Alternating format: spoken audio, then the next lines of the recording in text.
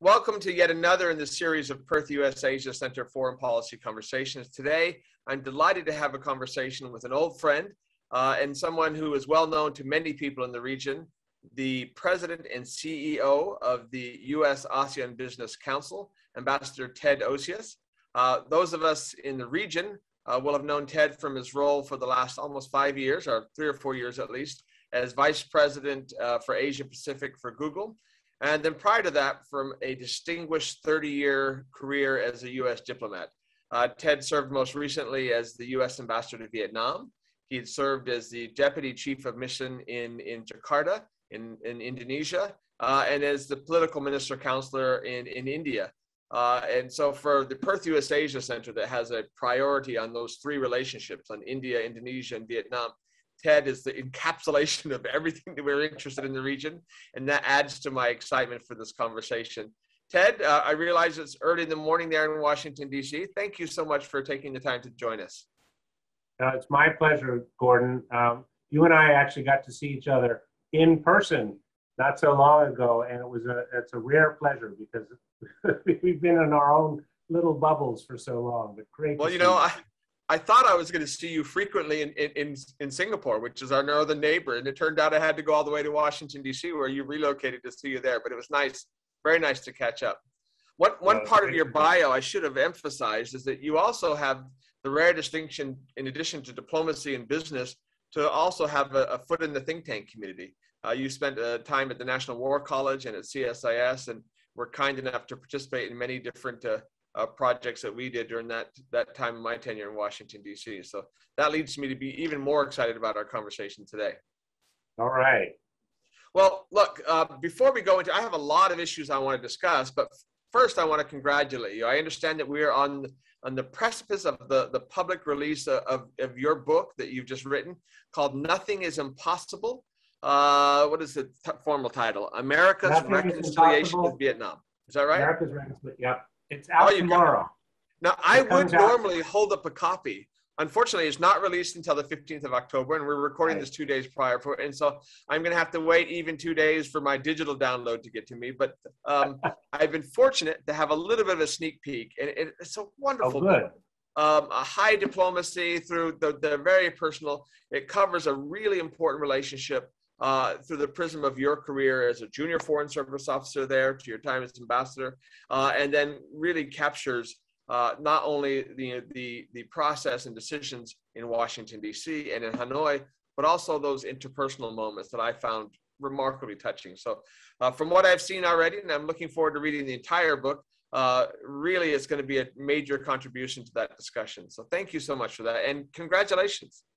Thank you. Thanks, Gordon. It's for serious policy wonks who want lots of policy recommendations and data and so on. This is not your book. If you're interested in people, it's stories of people. It's about reconciliation, and I believe that reconciliation is about people. So I try to tell the story of the 25-year arc of U.S.-Vietnam reconciliation through the stories of the people who made it happen. And some of them were well known, some of them not well known. All of them were brave because it was a hard process, but a really good one for both countries, and I think for the world. Well, one of those people, one of the more prominent ones who had a personal role in the reconciliation with Vietnam was former Secretary of State, former Senator John Kerry. He wrote the foreword to the book, and his very first sentence was remarkable. His statement that America has no permanent enemies. Really the full arc of your book gives testament to that. I wonder if you might just give us kind of the overall kind of synopsis of the reconciliation process as outlined in your book. And again, we don't want to give away too much because we want to encourage people to actually read the book, but to frame the book itself, if you would. Sure. Well, it starts really in February 1991 when John Kerry and John McCain, 2 very well-known people, but at that time, fairly junior senators, when they were on a flight to Kuwait. They were going to look at the results of Operation Desert Storm. And by accident, they were seated across from one another on the plane, right close to one another. And they started a conversation, which, as my friend John Kerry says, lasted for decades. And what they decided then was it was in America's interest to move on, to find a way to reconcile with Vietnam, to bring the two countries together. And then the story of the next almost 30 years is how that happened and who took action to make that happen, what risks people took, both on the Vietnamese side and on the American side, to bring us from being enemies to being friends in a really remarkably short period of time.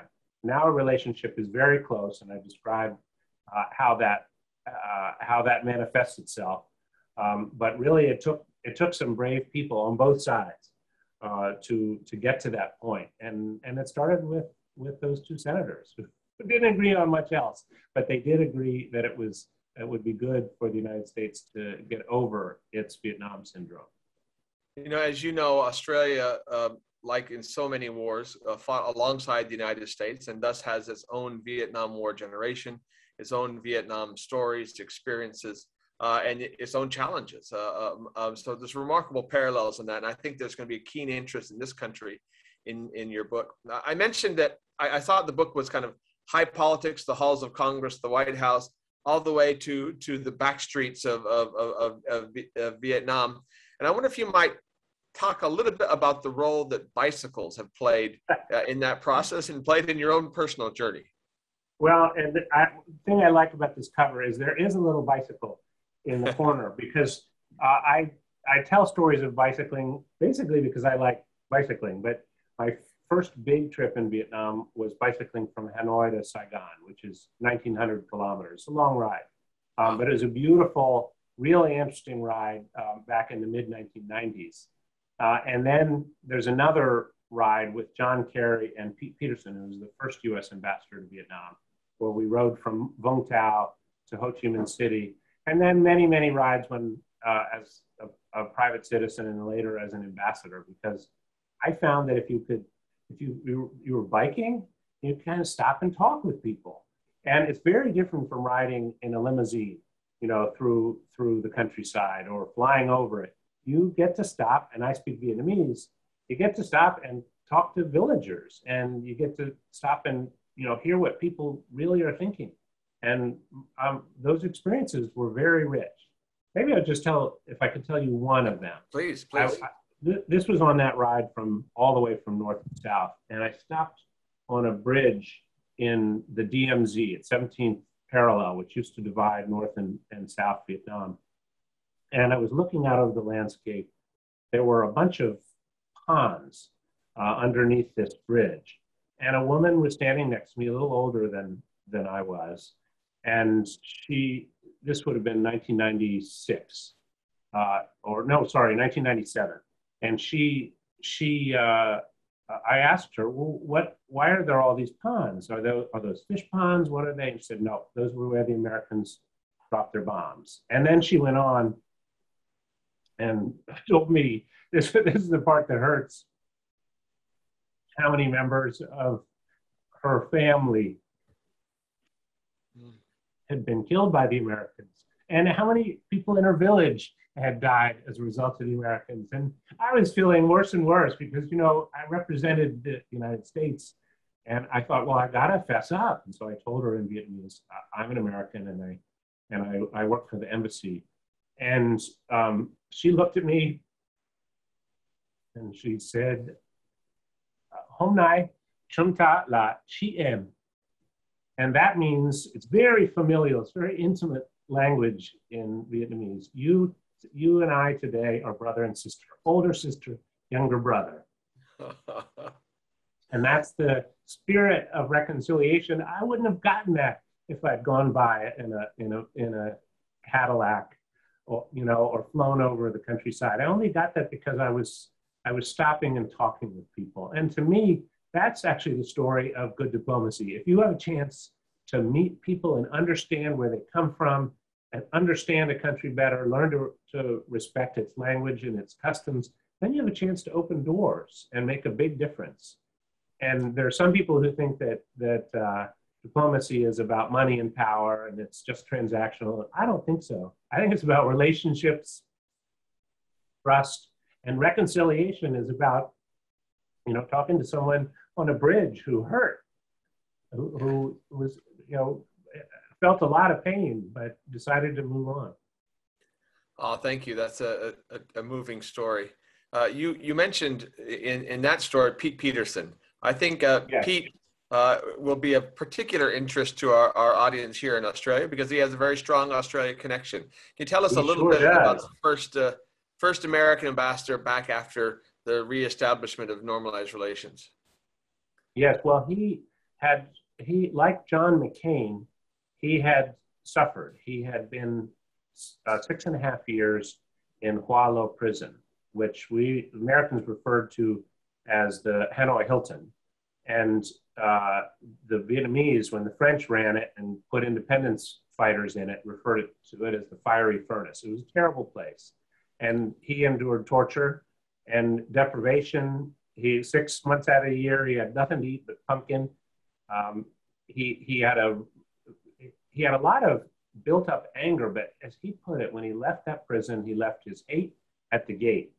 And Bill Clinton nominated him. He was by then a congressman to be the first U.S. ambassador to Vietnam, this former prisoner of war.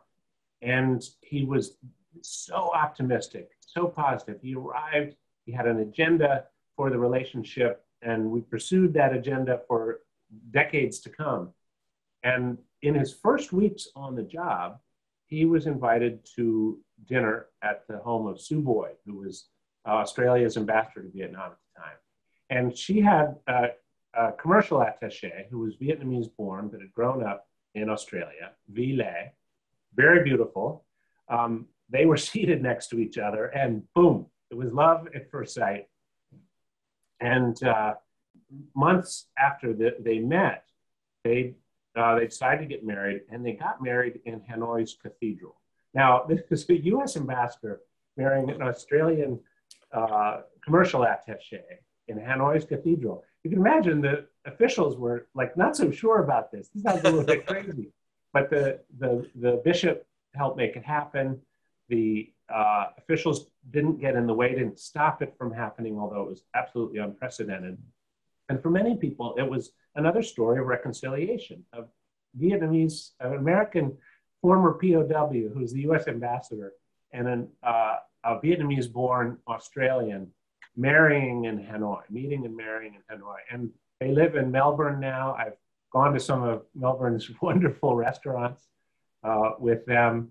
They're proud Australian citizens, and they're wonderful people. And he made a huge difference in setting the tone for that relationship, allowing us to pursue reconciliation in pretty much every field. Well, thank you. We count Sue Boyd as a proud member of our community here in Western Australia. She's a native of Perth and is really kind of a leader in so much of what we do there. So I'd love to hear the stories that tie them all together. And candidly, she was a great ambassador.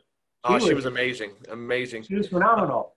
We had nothing at that time. We had this one really dilapidated building. Great big America depended very much on the kindness of our Australian friends who actually knew what was going on in Vietnam.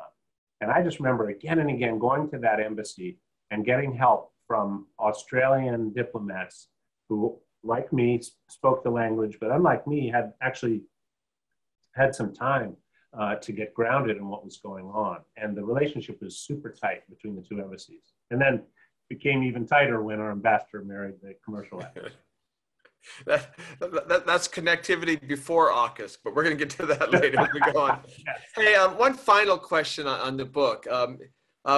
When an Australian audience publicly, in the kind of broader public, hears about Vietnam, often it's in the context of the South China Seas, tensions with China. Yeah.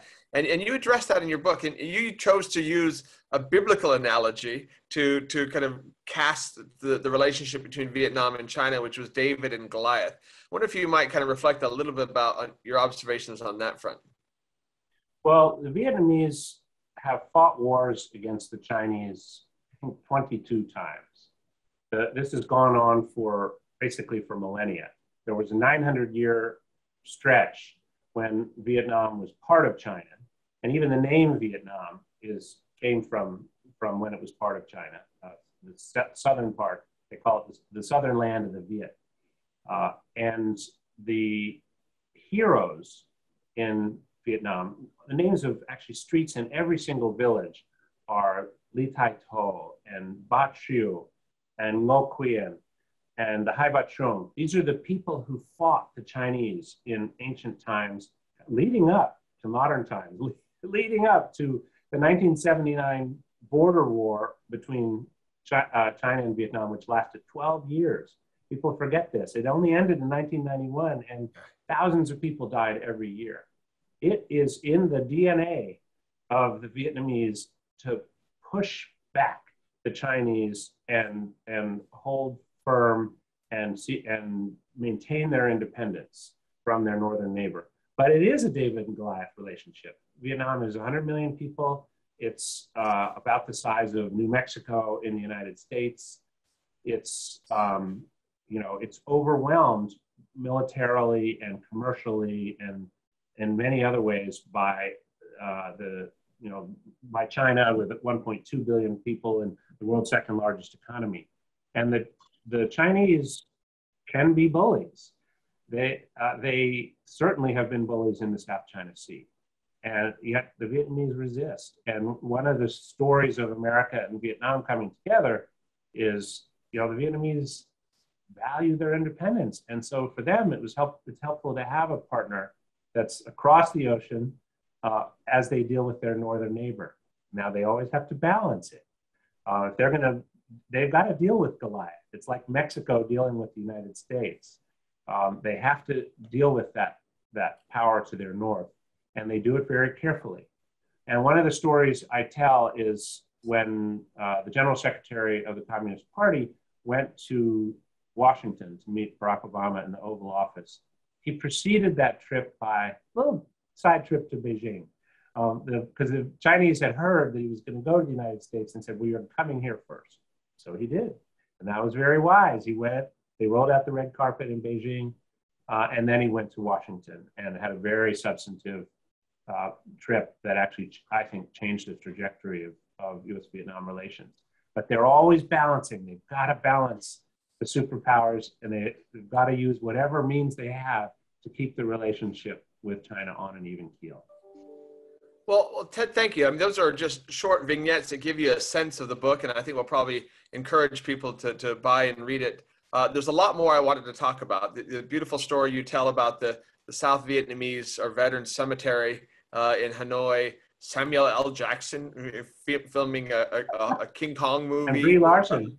Yeah, and actually, I would note that that your pre-release has gotten a lot of press in the United States, and Rolling Stone of all places, which is pretty cool to be in Rolling Stone, and Newsweek and Slate and others, all focused on this surreal experience of the Vietnamese Prime Minister's visit to the White House with President Trump early on. But I'm going to leave those stories aside, and I'm going to ask you to put your U.S. ASEAN Business Council presidency hat back on and ask you some kind of bigger pictures about ASEAN in particular, because U.S. investment is really important in ASEAN, and yet because it doesn't come with a lot of government overlay and marketing like Belt Road Initiative, other stuff, I think few people realize the scope and the scale of private investment from the United States and Southeast Asia. So could you give us kind of a better understanding of that from your new position?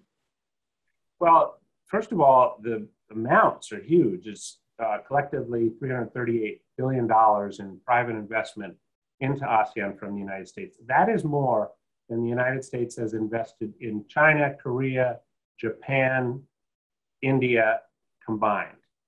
Just to put it in perspective, we have enormous business. The business community is deeply invested in the 10 nations of ASEAN. And this trend has only picked up speed in recent times because the opportunities of ASEAN are so great. I think I have a great job because we serve as a bridge between the United States and what I think of as the world's most dynamic region. It's where growth is possible. It's where change is happening really fast. It's a tremendously diverse region, and business is really interested in it because there are huge opportunities for innovation, for successful investment, for trade, for sharing capabilities, for building up the economies, many of which are not very developed in Southeast Asia. And I think it's a very exciting and diverse region. You go from Singapore, which is extremely wealthy, high per capita income, very techno savvy, to Myanmar and Laos, which are much less developed, and where, well, Myanmar, you know what the politics are. They're not good. And so you have an incredible spread within that 10 country association, and intense interest on the part of the business community. We have 171 members. Actually, yesterday, I think it became 172. And they represent the world's largest company. We represent the world's largest companies, $14.5 trillion. Huge amount of value in those companies, and huge numbers of people who are employed by those companies, and they're all interested in ASEAN. Now, there's some really important lessons there for the Australian business community. Australia, again, still largely a resource economy, heavy iron ore exports, coal exports, now LNG exports, traditionally agriculture exports, but largely kind of skipping over a good chunk of ASEAN and going to Northeast Asia, to Japan initially, then Japan and Korea, then China. And yet there's so much potential close at home where academically, diplomatically, militarily, we have these deep ties. The business community, which leads in so many sectors, in ASEAN tends to be lagging here. And so your experience is something we're going to follow very closely going forward. Great. Can I move beyond to the business community and talk a little bit more broadly about U.S. policy? You were serving as a diplomat during the era of the rebalance towards Asia, or the pivot towards Asia. You've seen the U.S. articulate an Indo-Pacific strategy, some seminal moments during a summit in Vietnam at that time. And yet, if you look at it today, people would argue that the current government in the United States, the Biden administration, has kind of an economics, trade, and investment size hole in its Asian engagement strategy. So there's been some dramatic movement on the security front, whether it's through the Quad or whether it is through a whole range of other initiatives, including AUKUS, which we'll talk about in a moment. But the United States is not in the Trans-Pacific Partnership. The United States doesn't seem to have kind of a trade and investment focused engagement strategy for Asia more broadly, or the Indo-Pacific more broadly, but ASEAN more specifically. Is that a fair characterization as you see that from Washington, D.C.? I think it is. I think it's fair. It's certainly something that worries me. If you look at, for example, China's decision to apply for membership in the CPTPP, the 11-country, one of the world's largest trade arrangements, and one that we negotiated and then pulled out of. We threw away all of our leverage when we pulled out of it. We're not part of that discussion. So we announced AUKUS right about the same time as the Chinese announced their interest in joining CPTPP. And there's nothing wrong with AUKUS. I think it's a smart move. I'm glad we're doing it. But if we're focused strictly on kind of hard security, and the Chinese are focused on trade and economics, who's going to win in the long term? So I think it's a big wake-up call that the Chinese made this decision. In Asia, trade is strategy. The security is not just about planes and submarines. Security is also about having a proactive, forward-leaning economic and trade agenda, and we don't have one right now. The United States doesn't have one right now. I'm very, very glad that U.S. Trade Representative Ambassador Catherine Tai is engaging with the Chinese. That's a step. And I think it's a step that she and the administration feel is needed in order to sort of free up energy to engage in other ways in trade. But there's not an endless amount of time. The rest of the world keeps moving on. There's CPTPP, which Australia is a member. There's RCEP, which engages many of the world's largest economies, but not the United States. And then there's this web of bilateral and regional trade agreements, including with the EU, that we are not part of. And the world is not waiting for the United States to get its political act together. It's moving ahead. And I want to see us helping to write the rules of trade, especially in the digital realm. And I don't think that would be an impossible lift politically. If we did a sector-specific trade agreement focused on digital economy, that would help write the rules of the road. And I think the United States would be a lot happier with rules that we were involved with writing than rules that are written without our involvement. And so I'd like to see us move much more quickly, especially on a digital trade agreement. So you'll be familiar with the role of the U.S. private sector historically in much of the economic engagement we've had over the last 4 or 5 decades in the Indo-Pacific. So early efforts to encourage annual most favored nation status given to the Chinese accession to the WTO, that was all largely driven by the American business community. Can I presume that the message that you just articulated there is something that is kind of a broadly held U.S. private sector view, that the U.S. ASEAN Business Council is pushing the U.S. government in that direction to have an economic or investment strategy for this region? Yes. I think certainly our 172 member companies want to see the United States engaged proactively on trade in Asia, and we're not. We have, and I understand the politics are difficult.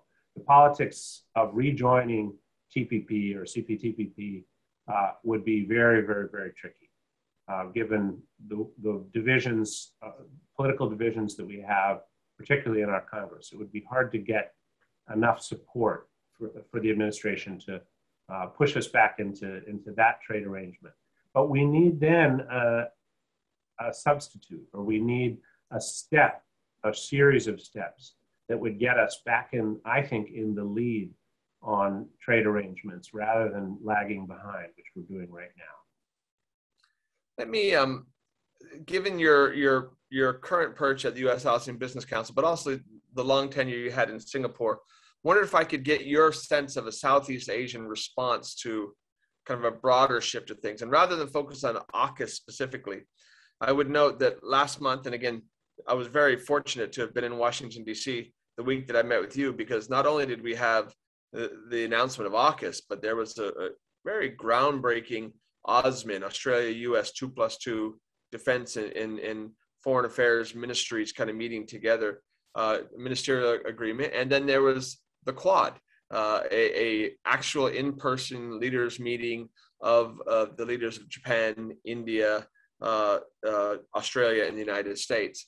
I wonder if you would kind of give me your best sense of kind of an ASEAN reaction to what is arguably not just security, a pretty multi-layered approach.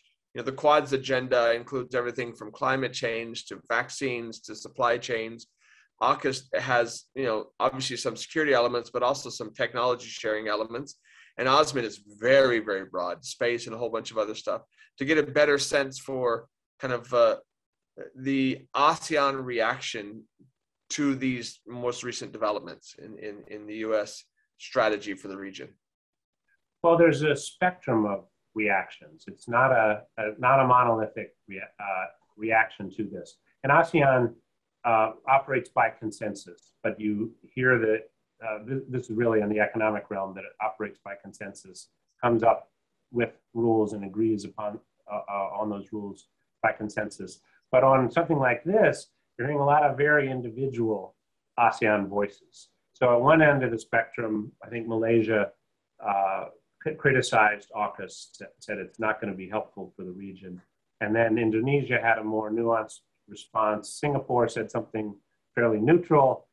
Philippines, I think, said something quite positive. Vietnam maybe didn't say too much publicly, but we get the sense that Vietnam is quite comfortable with an active U.S. role in the region and alliance with Australia and the U.K.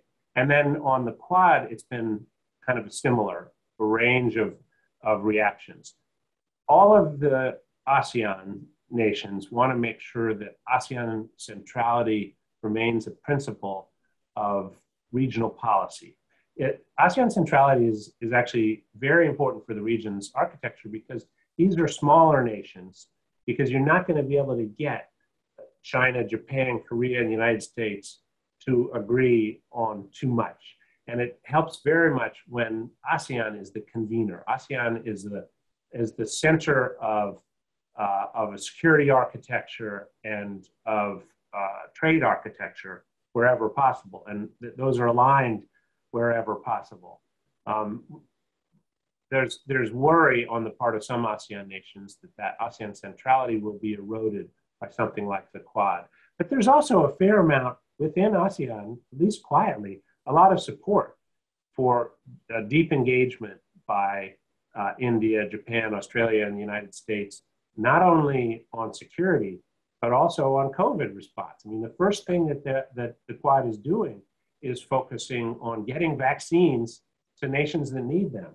And I think that's very encouraging for the nations of ASEAN and very positive for the world. And the ASEAN nations have a lot at stake when it comes to stability in the region. The Quad is a stabilizing idea. I actually have supported it for decades. I thought this is a long overdue idea, but it took some time before all four of the Quad members were aligned around the concept of actually meeting and being very public as the Quad, because there's always been a worry about what the reaction would be from Beijing. Well, let me wrap up by tying that broader question of ASEAN back to Vietnam and your experience there. You know, when Vietnam was first, led in almost as a charity case, candidly, to ASEAN, along with Laos and Cambodia and Myanmar, there was little sense then that it would become the leader that it is today. Yet, if you look at the countries that are kind of optimistic, forward-leaning, pushing the envelope, that want ASEAN to be, meaningful, to do meaningful things, Vietnam would have to be put at the top of the list. So I was wondering if I would get your assessment of Vietnam in ASEAN, and then your prognosis. Are you bullish on Vietnam, its future as a country, and are we right here to prioritize Vietnam among all the many vibrant and dynamic countries in ASEAN? I'm very bullish on Vietnam. I like the fact that our American businesses are quite focused on Vietnam and Indonesia as countries of great opportunity within ASEAN. And I think the reason that Vietnam is where it is that its leaders made some wise policy decisions in the 80s and 90s, the Doi Moi economic reforms, and then pursued very consistently over the next few decades a policy of comprehensive international integration. That really paid off in 2008 when Vietnam became the target destination for a lot of foreign direct investment, American, Korean, European, Japanese, and so the trajectory has been really positive for Vietnam since 2008. And I think that will continue. I was actually on a call last night with the Prime Minister of Vietnam, and he spoke very optimistically about the recovery, the economic recovery post-COVID, and the trajectory that Vietnam is going to get back on post-pandemic, and the careful plans that they have for a safe reopening of the economy. It's Vietnam's diplomats. You talked about it being a charity case back in the mid-90s. Yeah. Vietnam was a country where half the people lived below the poverty line, earning less than $2 a day. Now that number is about 6 or 7%. And at that time, its diplomats weren't the most active. Now they're very active, very effective, behind the scenes in particular. They don't get headlines a lot. But the quiet leader, strategic leader of ASEAN, I think, is Vietnam. Many other countries are inwardly focused. Vietnam tends to be outwardly focused and pretty confident. And so we see a tremendous amount of quiet behind the scenes leadership from Vietnam and this tremendous economic progress, phenomenal economic progress. And I see that as continuing. I'm quite optimistic. You know, that matches my own lived experience so much. My first trip to Vietnam was well over 20 years ago. And candidly, as someone in the foreign policy think tank space, I wasn't that interested. I didn't have much in the way of interlocutors that I could engage with in a serious way. Fast forward 10 years, and then 5 years ago. So what a dynamic shift, whether it is members of the diplomatic corps, the business community, the youth are just such a vibrancy in that society, yes, which has made it very much a priority for us, and which you amplified very well today. So look, as I can tie this back together, everything that we have discussed really is built on that foundation of reconciliation. So again, congratulations on your current position at the U.S. ASEAN Business Council. We look forward to working with you and your members going forward. But also, special congratulations on the forthcoming launch of your book, Nothing is Impossible. What a great title. Nothing is Impossible, America's Reconciliation with Vietnam. Ambassador, thank you so much. Gordon, thank you so much. It was a real pleasure talking with you.